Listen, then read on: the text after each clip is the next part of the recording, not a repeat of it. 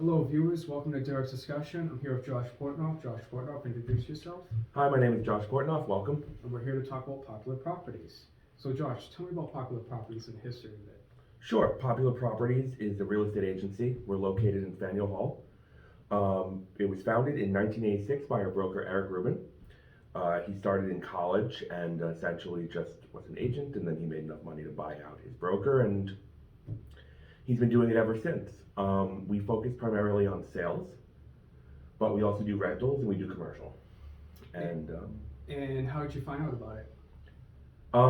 so I was a real estate agent before I started with Popular Properties, and a friend of mine who's no longer here was actually working with Eric, and he had called me up and he had said, "We have a great office, we have a great job. Do you want to come work here?" And I said, "Absolutely." Awesome, awesome. So, how are you liking it? I love it. I've been here for almost 7 years. Um, I started out as a regular real estate agent, just doing rentals. It was a lot different 7 years ago than it is now. And slowly I started moving up within the company. I became kind of like the front desk person, helping out with some managerial work, and then I became more like the accountant, and now I'm the director of operations here, kind of helping to run the day-to-day operations. Awesome, awesome. So, what's the best experience about real estate? It's a little cliche, but it's you love when you really help people. Uh, it's not every day. You have a lot of challenges, but when you find that the person or the couple or the family, and you get them into some place that they love and they're really happy, you kind of build a connection with them because you're helping them make one of the most important decisions of their lives. So that's probably the best part about real estate. Making a difference in people's lives and changing their outcome. Yes, Good, 100%. Yeah. Now, what's an easier property to list and sell? Tell me about that stuff. Well, every property has its unique benefits and challenges. It really depends on the area. So if you wanted a really easy property to, let's say, list for rent right now, you're looking at a college apartment, because that is what the market is dictating right now. All the college students are looking for their September 1 rentals. Starting mid-April, mid-May, you're really going to start seeing the market come out with single-family homes in suburban areas. Those are very popular in the spring and summer because kids are getting out of school, families have time to move, they want to get into different school districts before September. Um, Harder properties to sell right now would probably be condos. Since COVID, there's been a move out of the cities. People want to have more space, they want to have a yard, they don't want to be in a condo, in an apartment building. So condos are a little bit hard to sell right now. Okay, interesting, interesting. So, what do you see in the future about real estate? Any changes, or staying the same, or anything that could be a curveball to interfere with the real estate industry? Well, the problem you have in real estate right now is definitely the interest rates and the uncertainty of interest rates. If you're following the mortgage rates every day, you see that they're going up and they're going down, regardless of the fact that the Fed is constantly pushing them up. And that uncertainty is partially because they might have overraised interest rates in the beginning, expecting higher rate hikes. Some of it is banks are getting desperate for income, so they are actually lowering the percentage of money that they're going to make on loans just to try and get loans out there. That is definitely going to be the most challenging part about buying real estate in the short term, maybe next six months to 2 years, is just the uncertainty with interest rates. And what programs can you apply yourself for benefits to acquire properties easier and beneficial for people who invest into properties? Well, it depends on what you're going to do with that property. So the most common program that you can really apply for would be the FHA loan. Almost every American qualifies for it. You have to take a mortgage class that's offered throughout the city, and I'm sure throughout the state in different parts of the country. Your mortgage broker can help determine where the best location for you is. And that enables you to get a preferential loan rate and a preferential down payment rate of 3%.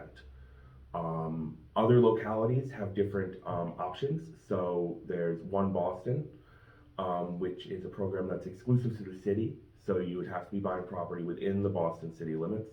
And they have preferred interest rates and down payment assistance. And I believe, probably at the time of this video, it's you can get up to $50,000 in down payment assistance depending on the type of property you're looking for and how much the property costs. Okay, okay. And where does properties have licenses to conduct real estate business? We have licenses throughout Massachusetts.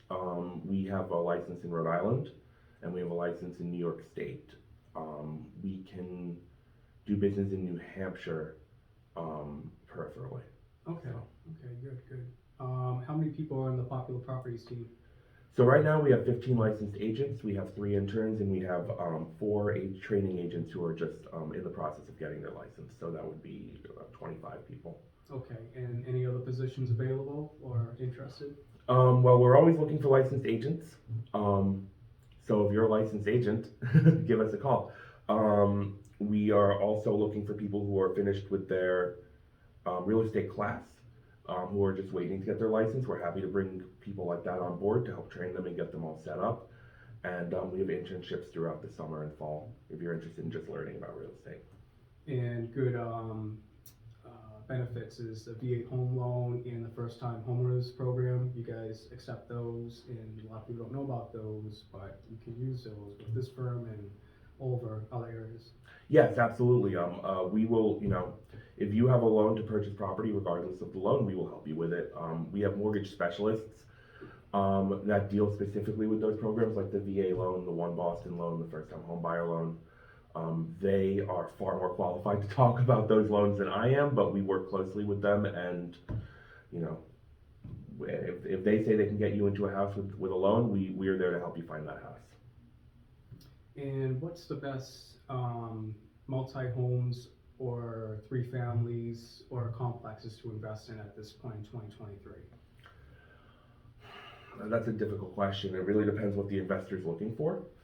So if you're looking for stable income, low growth, but something that's really going to be guaranteed to hold its value, you're looking for Mission Hill, Brighton, Alston, South End, South Boston, East Boston, the more established areas. And in those areas, you're going to be getting anywhere from 3 to 6% return, cap rate. If you're looking for more speculative buying, where the in areas that have yet to become solidified, Mattapan is always looking good. There are parts of Dorchester that are offering you 9 or 10%. Anywhere outside the city, really.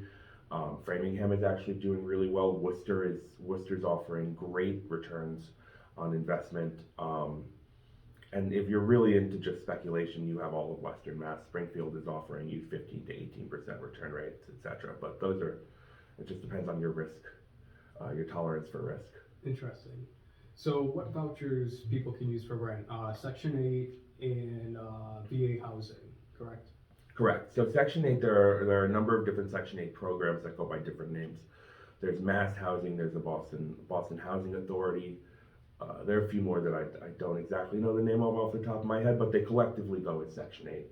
And what that is depending on your voucher, you can move into any available apartment, and you either get your full rent covered or part of your rent covered, depending on the program that you have.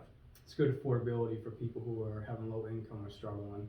So. Yes, it is very difficult to get into though, and there is a wait list. So if somebody is interested in that, they should begin applying immediately, because it could take a year or more to actually get the benefits of that program once you've applied. So it's something that you should really think about and act early on.